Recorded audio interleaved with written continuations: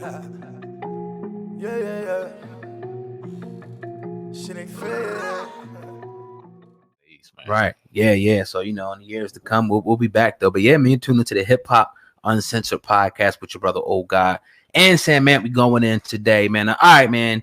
This story right here, Sam, man, we got to start with this one because once again, the plot thickens in a Tekashi 6ix9ine case. Now, it's this individual named Matthew Russell Lee who works for the Inner City Press. He's pretty much been at the trial of Tekashi 6ix9ine. He's been feeding information from that trial, through Twitter and everything. And what he put out, today, is pretty much revealing that Tekashi 6ix9ine's driver was pretty much working with the feds the whole time. Now, this guy, his name is Rivera. We seen him on a video with Tekashi got kidnapped.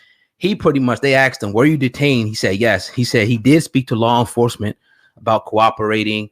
And once ICE picked him up, he cooperated with them. And he's pretty much been working with them as an informant the whole time while driving Tekashi around. They asked him, do you think Tekashi started to, realize that you were an informant? He said yes towards the end. So that fucking blew my mind when I heard that today, Sam, because I'm like, yo, this thing is just turning all different types of ways. And it's even, confirming more and more of my suspicions about this thing the whole time. But when you heard this about Tekashi 6ix9ine's driver being an informant, what do you think, SamAnt? I didn't really listen or read the backstory until you just read it aloud. But when I first saw it and heard it, I was at a loss for words. I'm just like, God damn, just when you think this plot couldn't thicken anymore, just when you think it couldn't take any more turns, this is literally a crazy ass TV series and one hell of a movie right here that we watching out here in real life. And there's a lot of developments going on with Tekashi. And I don't know if we're getting any questions answered as far as what he's about to do as far as music or witness protection, but there's things going around. Mm-hmm.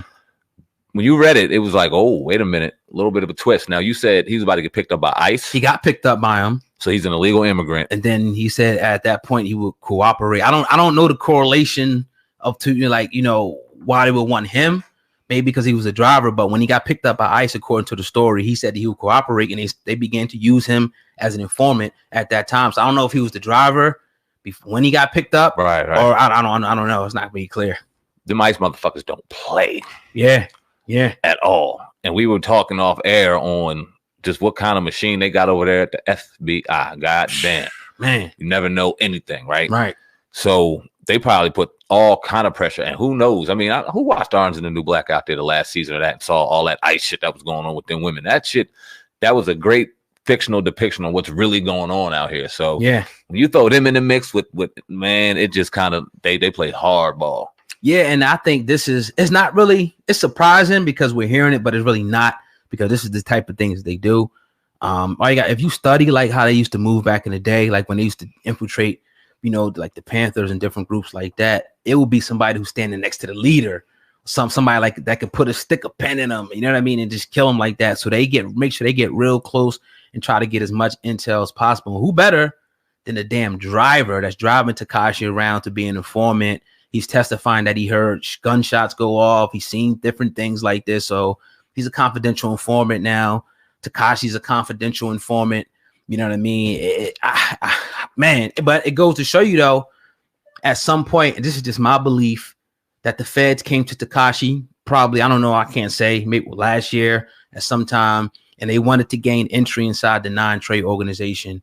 And what better way to do it through him, the driver, and people like that. And I think that at some point, whether it was a couple months before they got taken down or a week or two, he started cooperating and said, all right, look, let's go get these motherfuckers and take them down. And this is what happened eventually.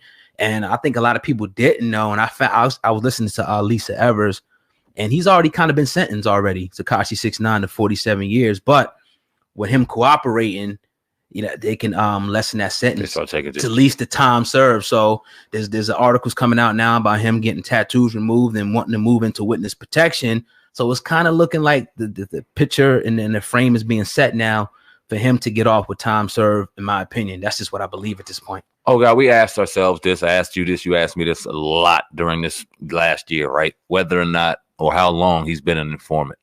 How long, not an informant, but how long he's been cooperating with the feds. After looking at filling out all this, now he said as soon as he got picked up, that's the day he started cooperating. I'm kind of under the suspicion or imagination that he started right after he got that whole kidnapping thing. Right after the kidnapping thing, they brought him in, said that we watching something. Remember when that whole thing where they were saying we worried about you and stuff like that? Their initial conversation, I think, is when he initially started cooperating. He's scared, and we see how he's singing now. So what makes us think that when they applied the pressure on his ass the first time, that wasn't the time he started rocking and rolling, and then people started kind of getting suspicion after that. And what did he testify on the stand saying it was right after that? Tekashi? Yeah.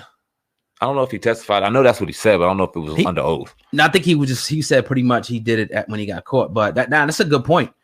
But we do know that that the feds were investigating this organization, the Non-Trade Blood, since like 2013, 2014. So they've been gathering intelligence. I guess when Tekashi came in, it was like perfect, you know what I mean, for them. But yeah, that's a real good point. I think when he started to realize, I guess, that his life was in danger, and that people in the circle really didn't have the best, outcome for a situation. He was so-called being extorted. I think he said, you know what? I ain't got nothing else to do. I'm vulnerable. I'm not really a street dude like that. I don't have nobody but these guys, but these motherfuckers is coming at me. I better run to the police for help. I think it could have been something, something like that. Or they came to him and said, look, we've been watching what y'all been doing. Here go the evidence. Either you're going to help us now or y'all all going down together. He said, all right, fuck it. I'm gonna help you, I'll help you, now. I mean, it's pretty evident of that interview on the Breakfast Club when he, started to disassociate himself, that he spoke to someone. We just don't know exactly when. Right. Oh God, we debated on this podcast on whether or not Tekashi 6ix9ine, once everything is done, the dust is settled, and his sentence is dropped down on him, if he got out of jail, whether or not he could do music. We debated it a lot. I think the general consensus was, sickly as it sounds, he could still do music. Now I'm gonna ask you, will he do music? Because now we're hearing rumors that he's trying to get tattoos removed. He might be just scared to the point where he wants to get the fuck out of Dodge all the way. What's your suspicion, or what's your feeling on that? You think he's about to be just getting out of Dodge based off of your I think he'll do music.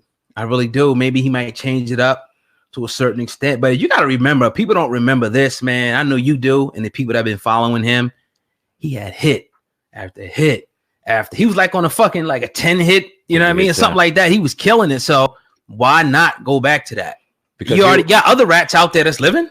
I think that and this is the reason why I disagree. Maybe one of the only reasons why I disagree with you is because he would have to bring back on a persona that he knows damn near killed him, is on his way to killing him now. And does he have the balls to pick that persona back up when we know it's fake? And it would be fake, but is he going to get started with the beefs again? He would have to really make this shit believable again for people to start paying attention. One hit, yeah, but he's not going to go on and run the 10 straight without the bullshit in the middle. I think he would. I don't know if he has the balls to do it. I'm not sure. I think he would, because what you see now in court, he's not, none of the, the lingo or nothing like that. It's like a church kid in there. Yes, sir. No, sir. And that's because he's being, coached into being like that for being, the Fed's witness and whatnot. So, yeah, I think that once the smoke settles, once, they say time served and he's able to go home with his family and then live a little bit and see, it's not really that bad. Maybe he moves somewhere where he ain't got to worry about the blood running him down or some shit like that. He still got the feds around the clock protecting him for, ever so long. I think so. I think he'll be advised against it, from the feds and informants that he's working with, the marshals and whatnot.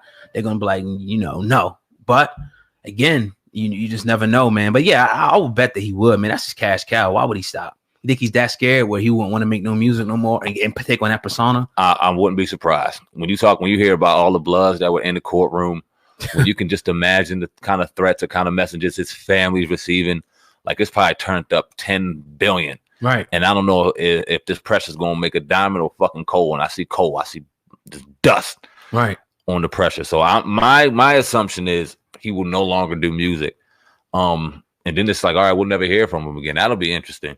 Right. We'll see, man. When will we find out? When are we gonna know? I'm not sure. I mean, I guess once the testimony, everybody gets through, and then they will decide from there. Like defense. Now this guy was on the stand, I guess today, Jorge Rivera, which was Tekashi's driver. Yes. So the more and more people that they go through, and I guess that once it culminates, we'll definitely know, and we'll see, what they'll reduce his sentence to, because he already got a 47-year sentence. So again, he could be, reduced all the way down to time served.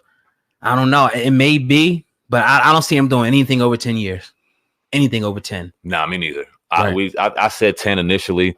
Then we said 5. And then we said, shit, he might do time serve to get the fuck out of there. I think under 5. I think he'll get, and then it'll be just enough time to forget about him and shit. He might not even do 5. They might say 5 and he slide his ass out in the middle of the night. Yeah. We may never hear from him again. Yeah. Who knows? But to kind of transition a little bit.